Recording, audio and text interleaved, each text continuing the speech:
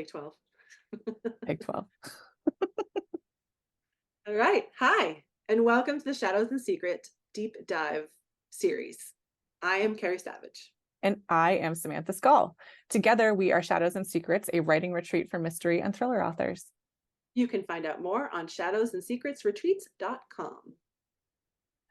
Okay, we are both book coaches and authors, and we love talking about story. This is our series of, spoiler alert, seriously, spoiler alert, deep dives into scary books we love, where we talk about twists, structure, reveals, masterful misdirection, villains, and anything else that strikes our fancy about MTS, which is the overarching genre descriptor for mystery, thriller, and suspense. But before we go on, I want to give Kerry a chance to introduce herself. She is my co-founder of Shadows and Secrets, and I want you all to hear about what she does. Thank you, Sam. I am a writer and a book coach who loves working with writers to make their fictional ideas come to life. And I am super into immersive settings and details that really pull you into a book's world. So now tell the people who you are, Sam. Oh, thank you so much, Kerry. I love working with thriller, mystery, and suspense authors to plan and write twisty novels, and I especially dig brainstorming twists and villains, which makes me question my sanity. Awesome. So, reminder, we are going to be giving everything away, including some key plot points. So, if you haven't read today's book, hit pause, go read it, and then come back. Yeah, seriously, there will be no secrets unturned, so consider this your final spoiler alert warning. The structure of these talks is going to be the same every time. We'll read the book jacket copy and what the author has done to manipulate us before we even start. We'll read the first page and what the author has done to manipulate us there. And then we're going to break down each of the major twists in terms of how the author did it, what percentage of the way through it happened, and what on-screen clues existed so that the twist worked. We'll also talk through how the author accomplished the overall misdirection and manipulation of the reader, and the way the author used language or setting or other elements to set the reader up for maximum fear. Which is why we read scary shit. We like to be scared by fiction. Fuck yes. All right, we ready? Super ready. Today's book is by one of our favorite authors, Riley Sager, and we are focusing on 2022's The House Across the Lake. Here it is. Nice. And Kerry, I'm going to read you the book jacket copy now. Does that work for you? Absolutely. Let's do it. Wonderful. All right. So I'm just going to show the readers out there what this looks like. You can sort of see. So we have some delightfully wonderful clues already with the cover and the book jacket copy. This is going to be a scary book. And I love it when the reader can take in everything, about a story before they even dive in. So if you had no idea who Riley Sager was, you had no idea what this book was about, you'd look at the cover and see this creepy AF cabin. You'd see the darkness, you'd see the slashy fonts. All of it works together to sort of lend you the idea that this is going to be something that terrifies you. So the book jacket copy is, be careful what you watch for. Casey Fletcher, a recently widowed actress trying to escape a streak of bad press, has retreated to the peace and quiet of her family's lake house in Vermont. Armed with a pair of binoculars and several bottles of bourbon, she passes the time watching Tom and Catherine Royce, the glamorous couple living in the house across the lake. Love it when they get the title in there too. Absolutely. They make for good viewing. A tech innovator, Tom is powerful, and a former model, Catherine is gorgeous. One day on the lake, Casey saves Catherine from drowning, and the two strike up a budding friendship. But the more they get to know each other and the longer Casey watches, the more it becomes clear that Catherine and Tom's marriage isn't as perfect as it appears. When Catherine suddenly vanishes, Casey immediately suspects Tom of foul play. What she doesn't realize is there's more to the story that meets the eye, and that shocking secrets can lurk beneath the most placid of surfaces. And then there's some sort of editorial stuff here, which I'm actually going to skip because what we're focusing on here is the actual story. And as you may or may not know, book jacket copy is designed to tantalize and lead us right up until that climactic moment, but also manipulate the shit out of the reader before they even get into the book. And so, Kerry, what are your thoughts when you hear this book jacket copy, the way that it's written, after having read the entire book and knowing what happens? I mean, I think it's just setting up the framing for what is going to happen just so perfectly too, because I mean, it really you can almost put yourself, or at least I can almost put myself in Casey's shoes, sitting on that, porch, watching the neighbors with my bottle of bourbon, because we all know I like a drink too. So I feel very seen in this moment. And and sort of you can start to live vicariously through her a little bit of like, ooh, like, there's probably a little bit of a voyeur in all of us, especially, as you set up, like there's this glamorous couple across the lake and their beautiful life. And who wouldn't want to be kind of peeking in on that when you can? But it's also totally creepy and awful and It's not something totally I would creepy. recommend doing to your neighbors. Yes, exactly. And I will say that I think that they were very clever with the marketing for this and the titling. I don't know who came up with it, if it was Riley Sager himself or somebody else in the publishing house, but there's this whole series of like people watching one another in thrillers and psychological thrillers particularly. So it's like The Woman on the Train. There's, Sure. I don't know, 10 other examples. If you look on Amazon, you'll find them. But I think that we're playing with the expectations of what those novels would be like with this title. And I think that that further sort of manipulates the reader into thinking this is going to be a certain type of novel. I know when I picked it up for the first time, I thought it was going to be one of these just like drunk woman watching her neighbor novels. And it is, but it also very much is not. It takes um, that and it elevates it in such a yes. magnificent way, which I think exactly to what you were saying. That's what I thought when I picked it up. And I thought, oh, like to your point, we've read a bunch of these, but they're all Hmm. sort of fun. And I have faith that this one is going to be super fun too. And then it just kind of met those expectations and, yanked them upwards with Yes. so many fun twists. So Yes, exactly. elevated the genre. Exactly. And I think that the only clue here about what this story is actually about is this final sentence, and that shocking secrets can lurk beneath the most placid of surfaces. So, once you understand what the twists are in this book, that makes perfect sense. Here, it just sort of seems like some imagery being injected into the sentence about like, oh, I'm watching something, and like under the surface, you think it's going to be about their marriage, maybe, or something else, and it very much is not. So, Yeah. Well, it shall is we? and then some. Exactly. So, shall we read the first page and talk about more manipulation? Absolutely. So, would you like me to read the first I page? sure would. Thank you. In fact, I will probably, in my copy anyway, this kind of goes onto like it's a page and a half, but I'm going to read the whole thing. It's the prologue. It's freaking great. So, It here is. we go. The lake is darker than a coffin with the lid shut. Mm. Like, I'm sorry. Damn, love it. Talk about immersive setting detail and like just telling you what this is going to be. It's going to be creepy as fuck. So, hang in Yes. there. Hang on. Here we go. That's what Marnie used to say back when we were children, and she was constantly trying to scare me. It's an exaggeration, to be sure, but not by much. Lake Green's water is dark, even with light trickling through it. A coffin with the lid cracked. Ooh. Out of the water, you can see clearly for about a foot beneath the surface before it starts to get cloudy, then inky, then dark as a grave. It's worse when you're fully submerged, the shimmer of light coming from above, a stark contrast to the black depths below. When we were kids bobbing in the middle of the lake, Marnie often dared me to swim past the point of visibility until I touched bottom.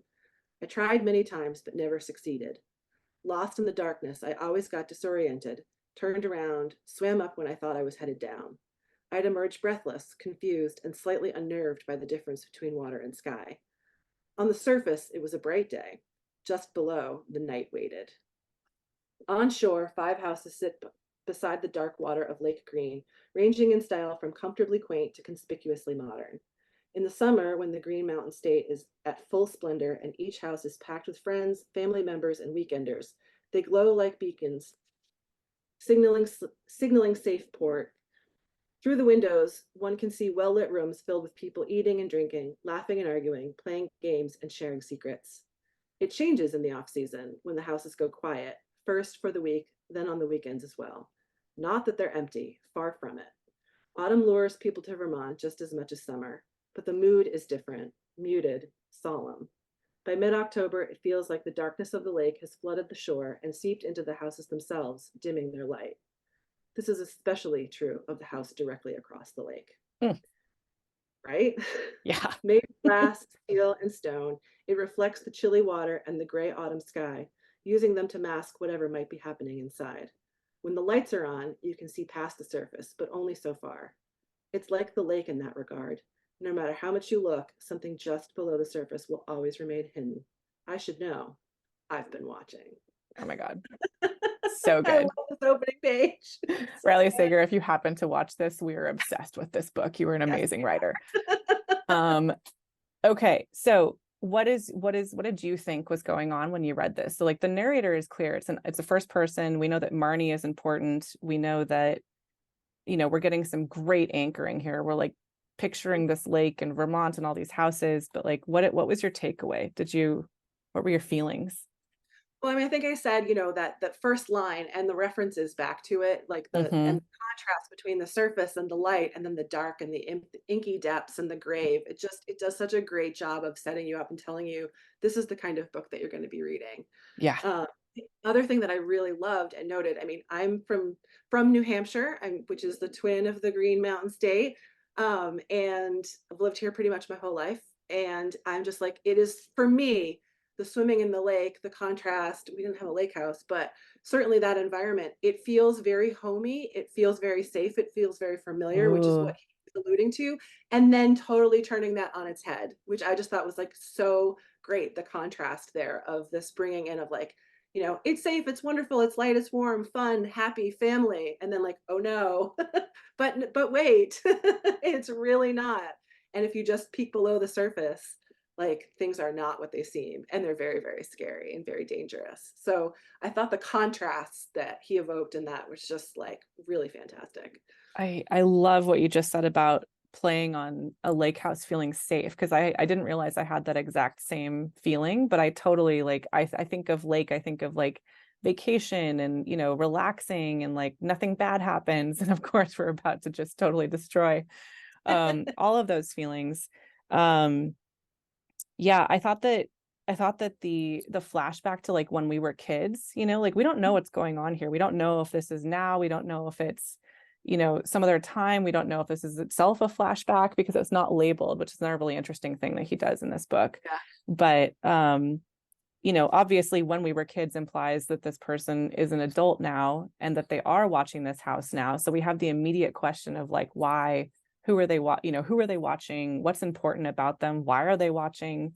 And again, spoiler alert, people, there's something very creepy living in this lake. And so we think that this person, whoever our narrator is watching this house, but actually she's watching the lake. And she is going to continue watching to keep it safe for everyone else around her. And I just think that it is so genius, the misdirection here, because we immediately assume we don't even question that this person is watching the lake, but it's right here on page 2, right? Yeah. And like that's the final twist. It's like Yep. it's right out there, but you don't even think to look at it because it's not. We're given another like very logical solution for what she might be looking at. And Yeah, I think setting the lake up in that way of like, yes, the lake is dangerous, but also like it's a place where she used to swim and play when she was a yeah, kid. more It's safety. dangerous, but it's not dangerous in the way that, you might be thinking. Yeah, Um, so yeah, the little misdirection there is just really, really smart, I think. yeah, And I think also pointing to, he talks about families and groups and people laughing and being together, which hmm when you read further on, it's like, oh, she's not there with family. She's not there. We don't know it's she, I think, right? no, not Yet. yet. Yeah, Um, but we certainly like the perception is like she's alone and she is there watching. yeah, So that's a I really think good without point. saying that, I think like that is accomplished here too. That again, another contrast, right? Yeah. Mm. All right. So I want to dive in now to the twist, which lead me to the very next thing, which is the very next page, which I'll just show for those of you that haven't actually read the like Go paper for that. version of this book. Can you see that? Is it Yep, saying? that, there you go. Perfect. There we go. It says now. And so that immediately implies that this other thing that we just read is not now. Right. And Exactly. it's like, okay, well then what time frame are we in? What's going on? And then you turn the page. There's no chapter numbers in this. It's just then and now, as you move through the book. And I think that's deliberately confusing for the reader, right? Like it's more typical to have chapter numbers and to have, even if you do have a then and a now situation like dual timeline, you still have anchoring chapter numbers. And as far as I can tell, there aren't any chapter numbers in here. And so Not we in my copy. immediately, yeah, okay, great. So we immediately dive into this now where she's in a police interrogation and is trying to hide something, and it becomes clear that there's someone being held upstairs, which is just also immediately engaging and is going to make your average reader completely keep reading to be like, what is Yes. happening now? And so one of the things I want to say about MTS and sort of those genre conventions is that Tom Royce is the person who's missing, which we know from the book jacket copy is one of these people that she is watching and has been watching. And we immediately know this is a mystery, right? We assume because there is a missing person, this is a mystery. I would say this is more of a thriller than a mystery overall, but it definitely does lend that immediate like sense of urgency. And you know, there's this line in this second section now that says he's exactly how I left him. Yes. And you're like, who's him? We assume it's Tom Royce, but Mhm. we also don't really know. And this is like the setup of one of the best twists in this book. Okay, so are we ready to spoil this for I the think we readers? are. I think we have to. Okay, let's do it. All So right. the he that she is referring to in chapter 2, y'all, like chapter 2 is not at all who we think it is. It is her serial killer ex-husband who has been reincarnated in the body of not a man, but a woman, of Catherine Royce. Mhm. And she is holding Catherine Royce hostage to keep her serial killer ex-husband hostage so that she can figure out how to deal with him and put him back in the grave she put him in. By the way, she killed him. And so all of this is here. All these like surface clues, I like to call them villain surface clues, because the ultimate villain in this book is her serial killer ex-husband. And we learn much later on that our heroine, Casey, actually ended up killing her husband because she found out he was a serial killer. So vengeance, wonderful. It all makes sense. Obviously an awful choice to have to make, but you know, it's a thriller, so we're going to go with it. Mhm. And the reincarnation part, I think, is where Riley Sager plays delightfully with this genre expectation. This is going to be just like a straight woman watching a couple. And we don't learn about that until like 50% of the way through. Yeah. And so we are operating for the first 50% on the assumption, which is very cleverly designed by the author to make us think a certain thing, that what we're thinking is going on is not at all what's going on. And it's just chef's kiss amazing.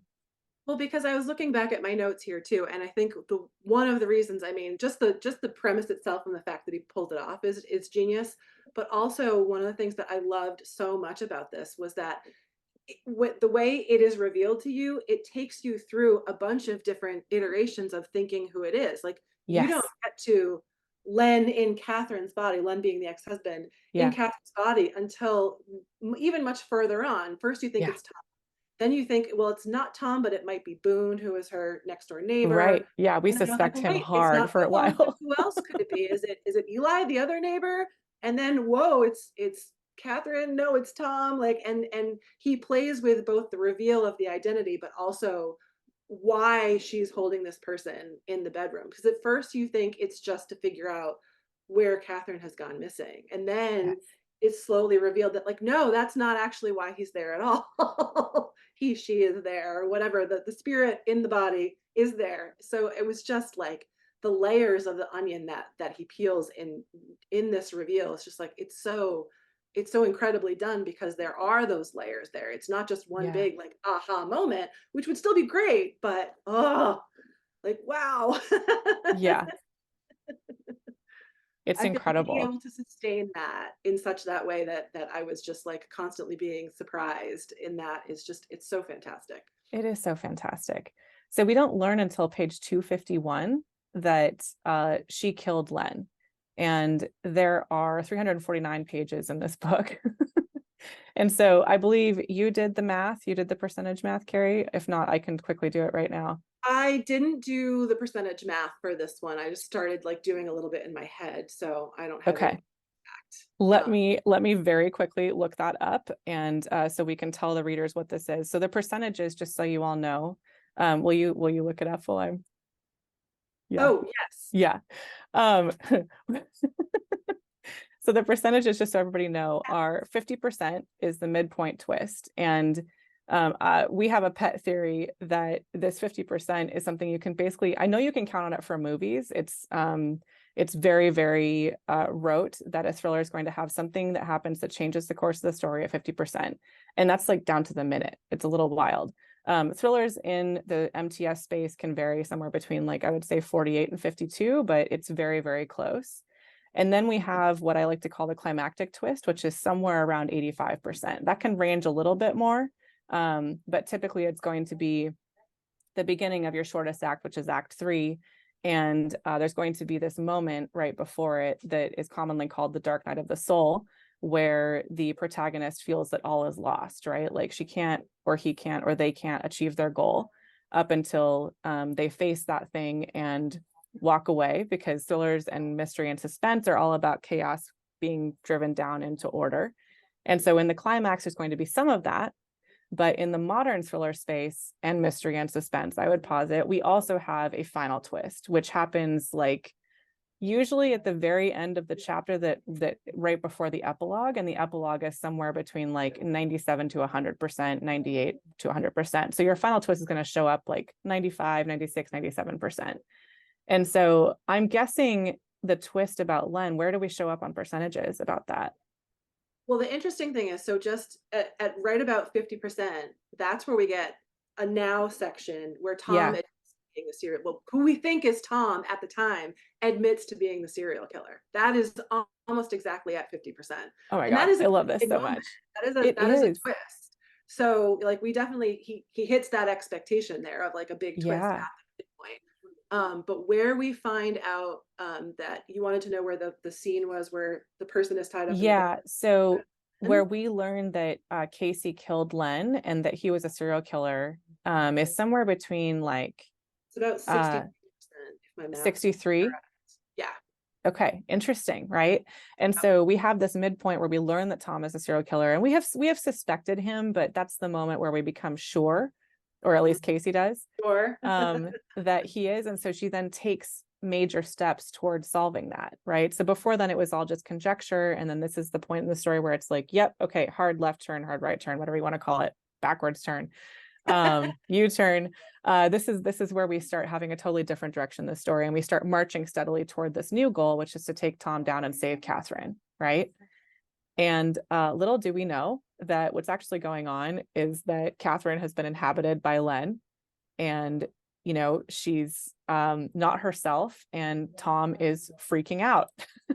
Mhm. And so, Kerry, do you want to walk us through what actually happens between when we find out that Tom is a serial killer, or so we think, at 50%, and like, this, I mean, this is just like a nonstop ride between 50% to the end, which is another It reason that, really is. Like yeah, I was trying to do some quick math while you were talking too, and it's like, oh, but as I think we talked about off screen before this, is like one of the things that why this works so well is like at just about every 10 to 20 pages, and sometimes even more frequently than that, there is some little twist that you didn't see. yes, So it's not even like that it has to be a major like drop the book, holy shit, I did not see that coming. But yeah, it's like a little reveal of like a oh damn. Like, so totally, yeah, so between the time that we find out that Tom is the serial killer, and the time that we find out that the person tied up, that Tom is tied up because it's not his wife and he doesn't know what to do.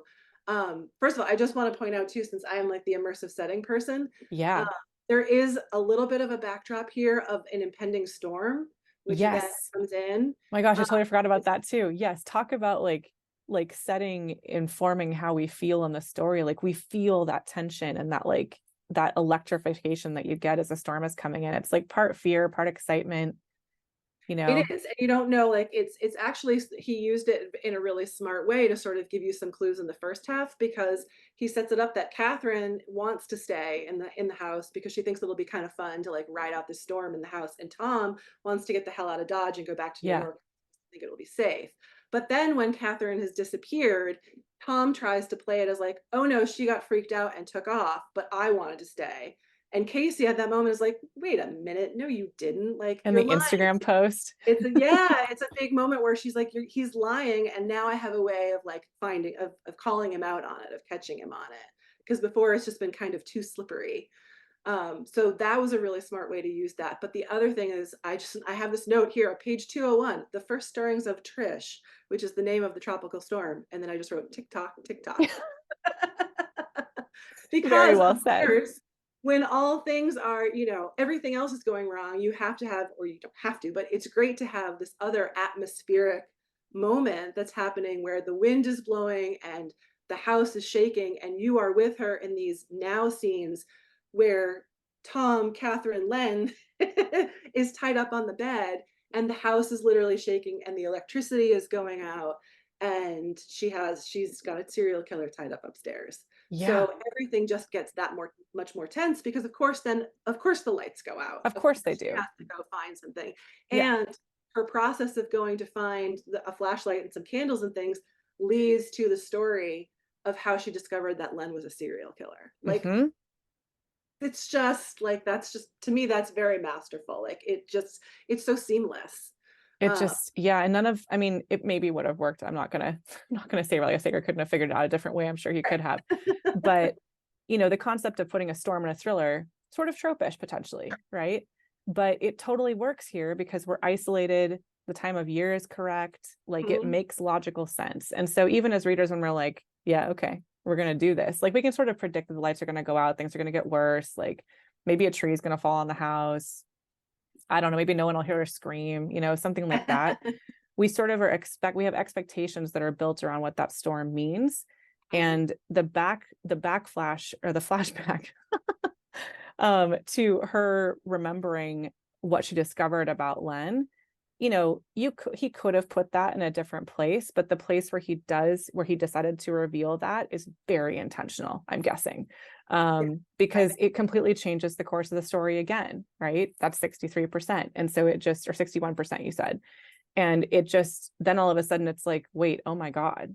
Like she's been, like kind of not lying to us, but like not revealing everything this whole time. And then you sort of look back and you're like, no, it was all kind of there. I shouldn't come right out and say like, my husband was a serial killer, but she does, like, she's very torn up about it. She's grieving, but not in the way that we think, right? She's grieving what she had to do as opposed to grieving him. And if you look back at like every single moment where she's thinking about him, the assumption again is that this woman has lost her husband. And so she's grieving because she lost her husband. But it works the other way as well. it absolutely works the other way too. And to your point about the storm and it being kind of tropey, I think, if there was not other things going on that he is twisting and playing with these things and these reveals that are coming at us so fast and furious and so seamlessly, like Yeah. I think we'd probably be mad at him or roll our eyes at the trope, right? But because there's this other stuff, those are the pieces like that you can kind of get away with it because so many other things are firing so well. Yeah. Um, Yeah. so It just works. And it's, there's the classic thing in thrillers like make it worse. Rachel Aaron, who wrote 2K to 10K, fabulous craft book if you've not read it yet. Um, she has a quote that I'm going to butcher. Sorry, Rachel, where it's something like put your characters in the tree and light the tree on fire. mm, So like just keep making it worse for them. Remove every logical reason to escape, because if you don't, your reader's going to be like, well, why wouldn't they just drive away? right, She can't drive away. She can't right. leave. She doesn't have any light. She doesn't have any way to get across the lake, and so everything just keeps getting progressively worse, which in itself makes the whole thing tighter and tighter and tighter until there's going to be some sort of like release explosion, whatever you want to call it. And that's what the climactic scene does, is it takes us up until that super tension point and then doesn't let us go until the final twist. Yep. And it's phenomenal. Yeah, I mean, you're absolutely right that like from this moment, I think that about that 50% point, it is nonstop. So it's like those beats are happening at the major points where you'd expect it, but like I've already said, like they're all in between as well. Just one reveal after another that you just like. This is why I stayed up until 2:30 in the morning reading because I was like, I need to know what's happening. Uh, Exactly. I'm just gonna look up really quickly yeah, so the twist that Len is in Catherine is 92%, which is sort of like a final wow. twist. So you could call that the final twist, except that Except it uh is certainly not. it is certainly not, right? And so this is an example of like, if you're writing a thriller and you're trying to figure out what your whole structure looks like, start with three twists and Mhm. then feel free to add more, right? Like not all, I mean, these, well, first of all, maybe should we define a twist really fast, Carrie? Sure. So, Ruth Ware and Claire McIntosh, who are amazing writers, defined a twist in Thriller Fest 2020. I believe you can still buy the recordings of their talk. It's amazing. As a twist is a reversal of an assumption that you didn't know you had. It's like an answer to a question you didn't know you had. Whereas a reveal is the answer to a question that you did know you have. And so you can play with those definitions. I think that works really well. I have since come to sort of define it slightly differently, which is I think a twist is a reversal of an assumption that you have. And also it's the reveal of what's really going on. And so I struggled a bit with like reveals and twists in those definitions. And I think everyone's brain is different. So if one resonates better for you than the other, like by all means. But for me, when I'm thinking about how to design a twist, I need to think about what's really going on with the villain and when those actual like reveals of the villain's truth come up through the surface of the story and are received by the protagonist, because thrillers at their base are just the protagonist experiencing what the villain has done. It's like the protagonist is revealing the villain's truth as they move through the story. And so the truth here is that Len was a serial killer and he is living in this lake as some sort of like creepy ghost zombie, not zombie, but like just demon kind of, right? Since he drowned in the lake, his spirit was released into the lake, waiting for someone else to come along, and the same thing happened, so he can then Yes. inhabit their bodies. Yeah. Which is when Catherine drowns at like, I'm guessing, 10, 15% of the way through the book. I didn't do that Oh math, yeah, but not it's even really early on. Yeah. very And so when you're looking back, you're like, oh, that's when that happened. And you might think like there's not enough story here to really, pull us through an entire novel's worth of story. And I think that's where the dual timeline comes in, early. because we have what happened then and then what's happening now. And of course, eventually the timelines meet up, and that's when these reveals of the villain's truth are happening. But this 92%, when she figures out that Len is in Catherine, she then has to figure out how to kill him again without killing her friend. And it's Mm. like, what an impossible situation, right? And this is when we're just like, this is why you stayed up until 2:30, right? You're just like slamming through these pages, being like, oh my God, what is going to happen next? How is this all going to get resolved? Because Yeah, it feels like there's like I can't see it, and I want to know how this person mapped all this out. So yeah. exactly. And so do you want to talk about how the final twist actually, or the final scene really, it's like a series of twists because like multiple things happen, but I was gonna say, I'm just looking at my notes over here on my screen and I'm like, where do I even start? Because like they come, well, I think one thing that was triggered in my brain memory wise when you were talking about that is yet another genius thing for me that I think he did was at about, I don't know what percentage it is. It's very close to the end, but we find out that her original assumption, her original fear that Tom was trying to kill Catherine is actually true. He was trying to kill her, sure and was. there is poison on a wine glass that she can give to the cop to prove that he was doing it. So it's like, oh, we've come full circle. And of Full course, circle. that is a huge thing that, it feels very satisfying to a reader when you can do that. You sort of brought them back to the beginning. And I just think it's great. On top of you have all of this craziness going on with the soul of the serial killer of the dead husband. And then, but like, no, but he really was like the typical thing that we all thought we were getting ourselves into, where this high-powered husband is trying to kill his wife. Oh yeah, that's happening too. And so Yes. we just rescued Catherine and brought her home, and everybody's satisfied that she was lost in the woods and now she's found. It's like, oh shit, she's still really in danger. Yes. And I mean, this is the thing about having like a mastermind villain, is how I like to think about it. So there's like, Len's not pulling the strings here. It's not like you have multiple levels of people trying to blow up the world or something. But like you have what's really going on, which is Len, the dead serial killer, soul sucking demon. You have Tom, the evil husband, who's trying to kill his wife for financial reasons, right? Doesn't he make more money or something if she, Yeah, yeah, she's got the money. yeah. So, standard, but Mhm. it's horrible. Sorry. We talk about horrible things.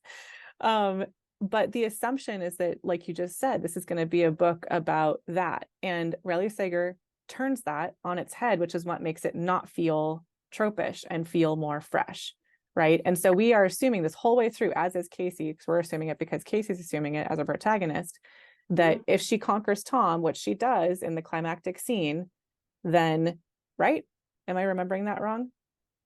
Like that's I'm trying to the, remember. There's so much, like, maybe we just do need to walk through sort of what happens. yeah, there's so much that happens In the last, I think my notes kind of go real quick through, and I'm probably missing a few things, but yep, Len, so the lights go out, Len disappears. He's got a knife. So Len in Catherine's body disappears. disappears. Right. So her neighbor Eli comes to the rescue and kind of saves her. Oh, love Eli. She still has to figure out how to kill Len, get Len back in the lake or something without killing Catherine. And Yes. what she ultimately decides to do and doesn't tell everybody is she decides to sacrifice herself. That she is going to drown Catherine to take Len into herself and then And then drown herself. Right. so that they're both in the lake and they're gone. Um, so she does that. She takes Len into herself and she frees Catherine, and then she jumps into the lake holding an anchor. And of Right. course, like, Len is in her head realizing that this is happening. He's screaming, "How can you do this? You lied to me. Oh, poor serial killer being Oh, poor serial killer. um, but then Catherine saves her, right? Yes. Like, so, and oh, I should say, I'm sorry, back up for 1 second. When Len realizes what's happening, he leaves Casey because he doesn't want to die. So Right. he goes back into the lake, we think. Which means he's just waiting there for the next person. Yes, another TikTok. But then, Please go for it. But so, wait, there's more. but wait, there's more. So Casey's in this like really intense moment, and during this final scene where she's underwater and she's like, wait, no, I don't want to die. I don't want to let him win. I'm not willing to do this, which is her emotional arc, right? Because she's been super depressed this whole time and has this great realization. And the fact that it happens right then is just like, again, amazing. And then Tom is there. Doesn't he? Well, this is the moment where she realizes, so she's back. She was going to die. She didn't, Catherine rescues her. She's not dead. Yeah. Then that is when she has the realization that, like, oh, wait a minute. Tom was in fact trying to kill Right. Catherine the whole time. So then, yes, all of a sudden Tom is at her house, right? And he is trying to kill her And because so she realized, she drowns him, kills him, right? I don't actually remember. It's I been believe she bonks him over the head with a $5,000 bottle of wine. that's right. That he left at her house. Yes. Yes. And then she kills him underwater so that Len gets into Tom, which is just two villains in one, drags him ashore, him being both of them in the same body, and then kills him again so Yes. that Len can't be in the water anymore. And of course she's a little worried at the end. This is like page 335 of 349, so it's very, very close to the end. And at the very, very end, we see that she is just living in this house and is just ready to take care of it if anything should ever happen. And we aren't sure exactly what that means. That might mean like, never letting anyone drown or what have you, but she's just not sure that Len can ever not come back to life. And she and Boone are, part of our suspect pool, are together, and it's really nice. And she stopped drinking because that was not the right path for her. So. Well, and if you think, talking about coming full circle again, like, he made reference in page 1 or page 2 or whatever it was, right? About like families being together on the lake, and she's there with Boone. She's there with Catherine is there, right? Her mother is there. Yeah. Ernie, I think, is there. So it's Yeah. back to that sort of comforting, like, homey feel. But then, then there's but wait, he might still be out there and I'm here watching. So it's but like, it's okay for now. Yes, but it's okay for now. For just the time being, for today. Yes. Yep. Yeah. Which is like, I mean, to your point, like this is why we, that feeling of home, that feeling of safety being restored when it wasn't there in the beginning, like that's that chaos to order, Yes. just like terrible things happening to being solved for now. That's one of the genre expectations of MTS, is that by the time we end it, we're going to feel all these disparate pieces have come together. the puzzle has been solved. There's no missing pieces. There may be one missing piece, but in general, we're like, you know, Yes, it's it's like very those cleaning videos where people clean the like floor mats on cars, and it's like there's one little spot, but you're like, okay, you know, but mostly we're better. yep, yep. Um, so yeah, extremely satisfying book. I just absolutely loved it. Absolutely. Same, same, same. I Yeah. mean, this I read it for the second time to go back through and make some notes and everything. And I was just like, just still so impressed by like, you know, the thoughtfulness that went Yeah. into all of it and how, as someone who has struggled with myself as a writer, like bringing these kinds of disparate pieces together and not even necessarily in an MTS novel at that point, like it's just really masterfully done, I feel It's like so masterfully done. And, really you know, a standard note that we're going to repeat at the end of every single one of these is like, do not compare your work in progress to something that's on the shelf. It is not a past success. It takes all of us a ton of work. It takes Riley Sager a ton of work to pull off something like mm, this. And he's written a ton of books, right? So he has more practice. yes, he has um, a ton of practice. But the thing that's beautiful about this, and the reason I think we want to do this series, is because there's so much to learn so from much to learn. how, and like, you know, I think reading mentor texts and studying how people Yeah. who really nailed it, how they pulled it off, like that's how we all learn and how we all get better. So do not compare yourself, but definitely take some lessons. 2 thumbs up to that. Excellent. So anything else before we sign off, Carrie? I don't think so. No, I don't think so. Yeah. We just love this book. This is Yeah, we great. really did. We really Yeah. did. It was It was super fun to talk about. So, super fun. good pick for our first Mm, of mm, this fun new series that we're doing. it sure was. So as you can see, we love thrillers and nerding out about story structure. And if this resonates with you, you can join our newsletter to learn about our retreats, other free events like this webinar, and anything else we come up with. So please don't hesitate. And Carrie, where can the people go to sign up for that? They can go to shadowsandsecretsretreats.com. Thank you so much for joining us, everybody. Thank you so much. We will see you next time. Bye. Bye.